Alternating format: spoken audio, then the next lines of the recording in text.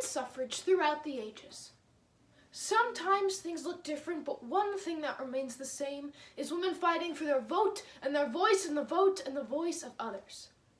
My first piece is an excerpt of an essay written by Mary Wollstonecraft titled A Vindication on the Rights of Women, written in the late 1800s.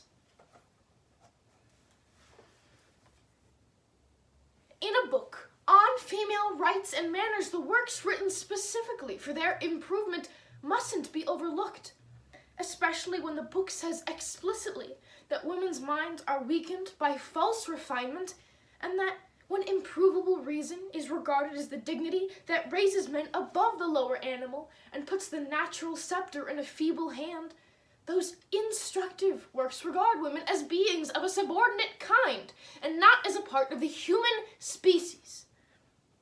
In the government of the physical world, it is observable that the female is, so far as strength is concerned, inferior to the male. This is the law of nature, and this physical superiority can't be denied. But men, not content with this natural preeminence, try to sink us lower still.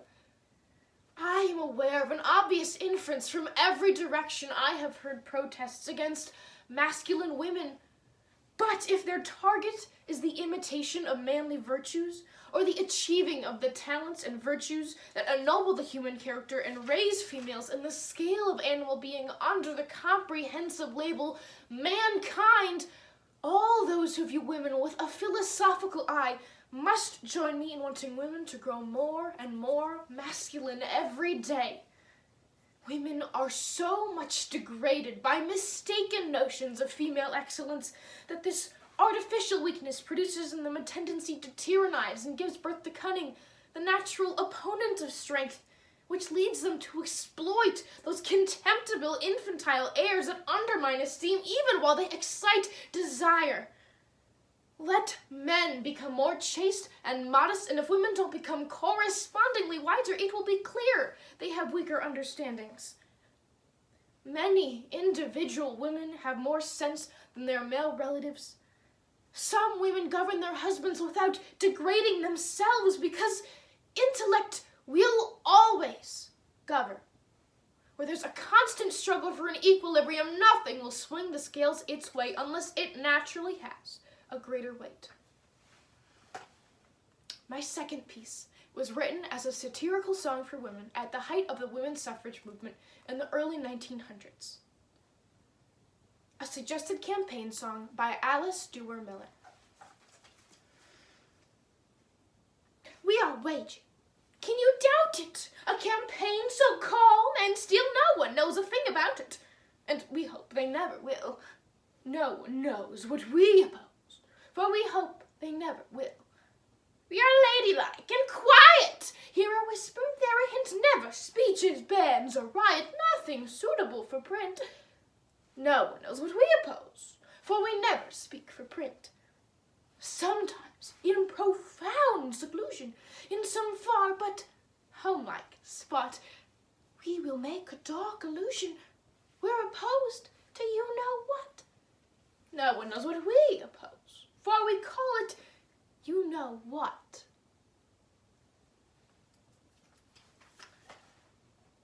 My next piece was written shortly after the 2020 election and details a more current form of women's suffrage. How Stacey Abrams, Latasha Brown, and other black women changed the course of the 2020 election, by Courtney Connolly.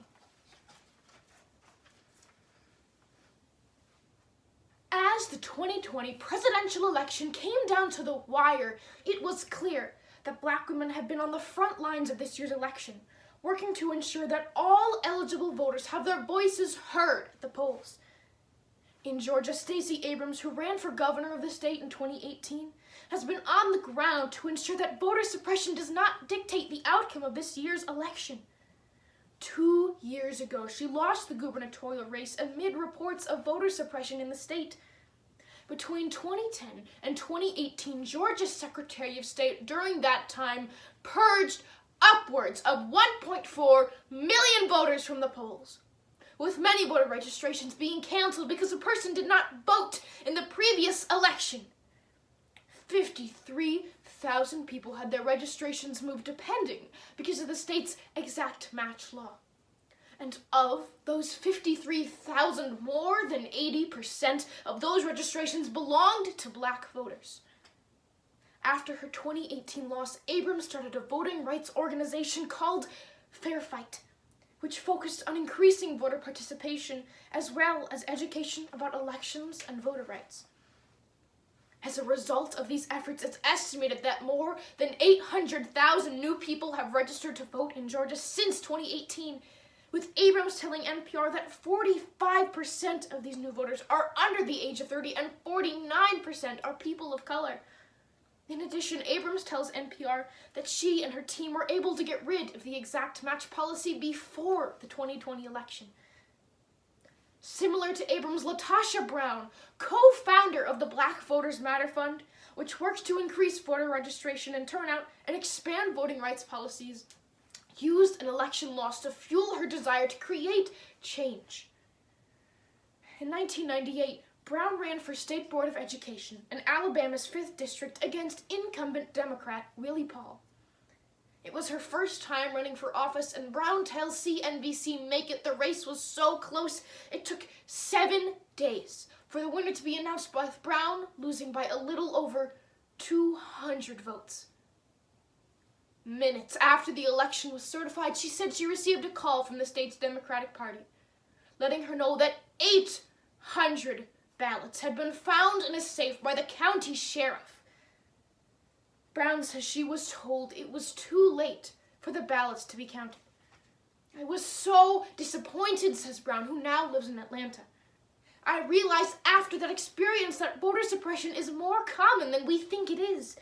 I kept talking to candidates and being a part of elections where time and time again I would see that voter suppression was a strategy that was used often to prevent people from voting or having their vote count.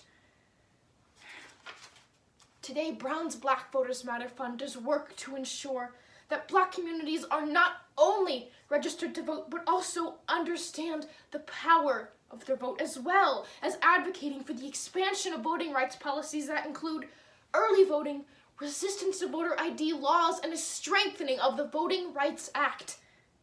As Congresswoman Maxine Waters told MSNBC's Joy Reid after Vice President Kamala Harris' his historical nomination, Black women have shown that not only will they vote, but they will get out the vote and they will fight for the vote. My last piece is a motivational poem written by Charlotte Perkins Gilman titled simply, We as Women. There's a cry in the air about us. We hear it before, behind of the way in which we as women are going to lift mankind. Fair sisters, listen one moment, and perhaps you'll pause for 10. For the business of women as women is only with men as men. But to elevate public opinion and to lift up erring man is the work of the human being. Let us do it if we can. But wait, warm-hearted sisters, not quite so fast, so far. Tell me how we're going to lift a thing any higher than we are. We are going to purify politics and to elevate the press. We enter the foul paths of the world, sweeten and cleanse and bless, to hear the high things we are going to do and the horrors of man we tell. One would think we as women were angels and our brothers were fiends of hell. We that were born of one mother and reared in the self-same place in the school and the church together, we of one blood, one race, now then all forward together.